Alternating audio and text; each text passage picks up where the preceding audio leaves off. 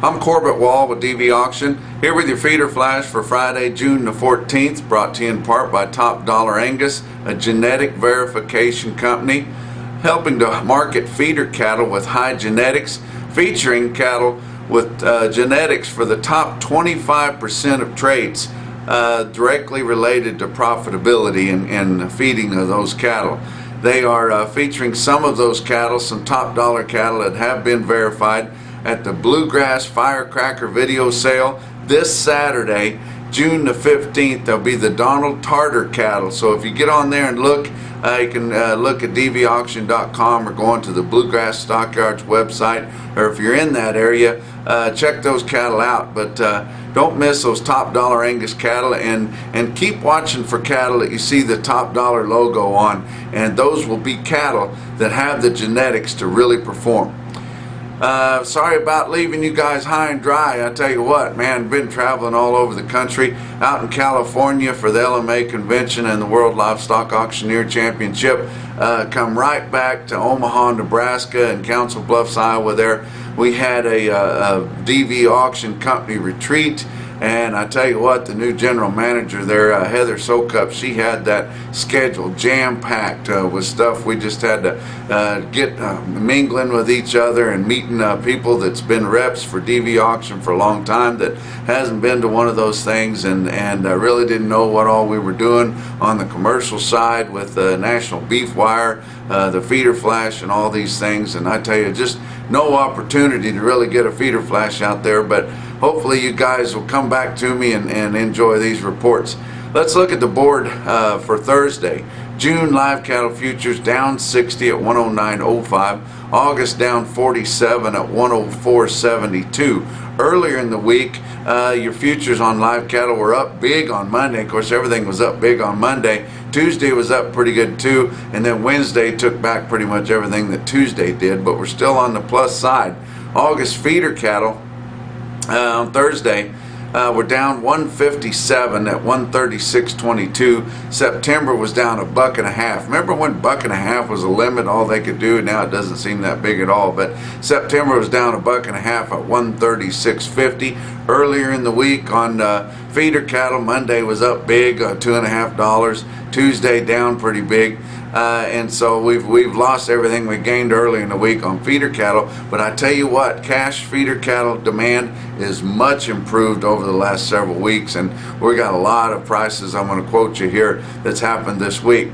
Talk about your corn. If you remember earlier in the week, your progress report there, that as of early this week, your corn that had been planted was only 83% compared to 99% last year at this time, and 99% for the 5-year average. Your emergence corn that's popped up, and you can see, was only at 62% beginning of the week here, compared to 93% for the 5-year average and last year. But beans, planted beans, 60% compared to 92% last year and 88% for the 5-year average. But your grains have been steady to higher all week long, mostly, especially corn there. But it's going to be an ongoing thing. But I know we know that there's going to be a smaller crop that we can expect, and can get back to just jostling back and forth depending on what the weather is each day.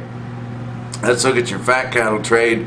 We haven't seen a whole lot. Through Wednesday, only 6,600 head, mostly from 112 to 114 and 185 to 186. So that'd be a pinch lower, steady to a pinch lower. Look at some sales that we saw on Thursday, though, not included in that 6,600 would be, but we saw some trade on Thursday, not a lot. We haven't established the price really yet in the Southern Plains, but probably have, but we're not going to like it much. But Iowa, 3,700 head, live sales from 115 to 116, 185 on a dress basis. 185 is going to be your dress price, so that's pretty well established. Kansas, 1,800 there. Didn't really sell anything on the spot market. We saw 110 for down the road a ways, maybe 2 to 4 week delivery. That doesn't make us feel very happy. But Nebraska had about 2,000 head at 185 dressed. And Texas did sell some spot market cattle, about 1,600 head, which would be a lot for them, at 112. And if nothing changes, the board doesn't crash again on Friday, we're probably going to be at 112. So we've lost quite a bit of our market position, and we're losing that basis too. But did have a pretty good basis on a few of those early week sales. But now we're down 109.05 on your June, so just about $3 there. That's not a big thing to jump at, but it's still a positive basis. Look at your box beef cutout values Thursday afternoon. They haven't lost a whole lot. Select has lost some, but Choice is about where it's been for the last week or so. But Choice cuts at 222.10. That was down just 5 cents on Thursday afternoon. Select's 204.71, down $2.02. Let's talk about your feeder cattle markets. A lot to talk about there. And again, I apologize for not coming back with a feeder flash, and I know you guys kind of depend on this, but you know, every day comes around pretty regular, and so once in a while you're going to miss one or two. But early in the week, Oklahoma City had about 7,000 head. They called feeder cattle $3 to $8 higher, and it was just happening as the sale went because the board was up so much on Monday. But had a few calves steady to $5 higher. Some Tuesday sales were pretty good, even though the board had taken back much of what it had gained on the feeder cattle side, but your live cattle side was more positive. So you know, that we had a little bit of positivity in the board on the live cattle, but it was hurting the basis there. But we, like I said, we probably established fat cattle at 112 in the south and 185 in the north. But come back with some more sales middle of the week. OKC West and El Reno, Oklahoma. Feeder cattle there $5 to $6 higher. Not enough calves to really test, but just a whole lot more demand, especially in the northern plains. But we're not seeing a lot of sales up in that part of the country, but it's bleeding down in the southern plains too. Why? The farmers, the row crop farmers, have pretty much got everything done that they can do. We're right here at wheat harvest. We're going to start rolling the combines on wheat harvest, and there's going to be some combines there. They made a lot of wheat hay. They made a lot of wheat leach, which is going to give the guys in the southern plains something to feed. But just better demand all around. The weather's improved in the Midwest here this week, and just beautiful weather. It's still damp around, but it's not coming floods or anything, and just more brighter attitudes on about everything. Pratt, Kansas on Thursday, 2,800 head there. Feeder steers $2 to $4 higher. Feeder heifers steady to $2 higher. Mitchell, South Dakota, and that is a big sale, and they had a big sale on Thursday up there. And like I said, they're finally getting some nice weather up there, and guys are really enjoying it. Mitchell, South Dakota had 8,500 head on Thursday.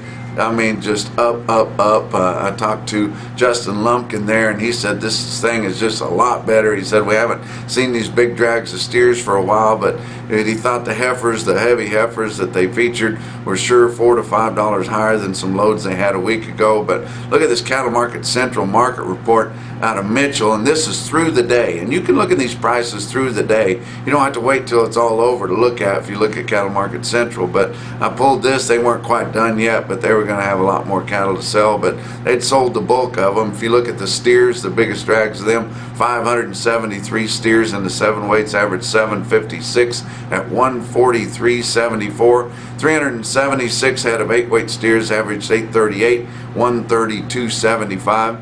653 head of 9 weight steers averaged 938 at 125.11. But they had a lot of heifers again, and they got a lot of backgrounded heifers there. 705 head of 7 weight heifers averaged 752 at 129.38. Tell you what, a couple of weeks ago the steers had a hard time doing that. 811 8 weight heifers averaged 857 at 119.71, and 600 head of 943 pound average and 9 weight heifers at 113.47. Some other quotes we had this week. Some of those Rock and R cattle that we've been featuring on here for the last several months, they had those in Unionville, Missouri on Tuesday. 4 loads of those big steers. They'd probably bring more here later in the week than they brought on Tuesday, but they sold pretty good. Had 4 loads of them, weighed from 868 to 875, so right in there about 870 pounds. And those 4 loads bring from 138.60 to 139, so a good sale there on those Rock and R's in Unionville. Don't forget Western Video Market way out west has got an internet auction. You can watch it on westernvideomarket.com. You can watch it on DV Auction, but it's going to be this Friday, today, June 14th here, and they'll have some good cattle featured on there. You know, there's been a lot of talk about the videos coming around. From now for the next 6 weeks probably, it's going to be a lot of big videos. They'll have a big Northern video, Superior will have several videos, Western's going to have several videos. Everybody's having videos. Joplin's got a big video, the Big Bang video that they have. It's going to be July the 2nd. Probably going to be on site there to help promote that Joplin video, and that thing is growing like crazy. They call it the prime time video, but everybody knows it's associated with Joplin, but it's going to be at the casino there, and that'll be a big sale. But a lot of talk this week about a video that's not huge like some of those others, but it's kind of start of the video season for big strings of feeder cattle. They got the Corn Belt Classic they had up in Council Bluffs, Iowa. Those guys were moving in right as we were moving out with DV Auction, and there wasn't no problem there because we don't have any animosity against them. Just marketers in the cattle business, and that's kind of what we're doing too. But kind of the big stick out sale that I saw so far on the Corn Belt Classic was the Eric Waters cattle out of southeast Oklahoma. There was 104 head of these steers. Got a tick of ear on them. Weigh 775 pounds. Mostly black there, but like I said, there's some Brangus in them. They're carrying a tick of ear. They had all the bells and whistles, NHTC, natural, and everything coming off grass down there in southeast Oklahoma. 775 pounders bring 153.50.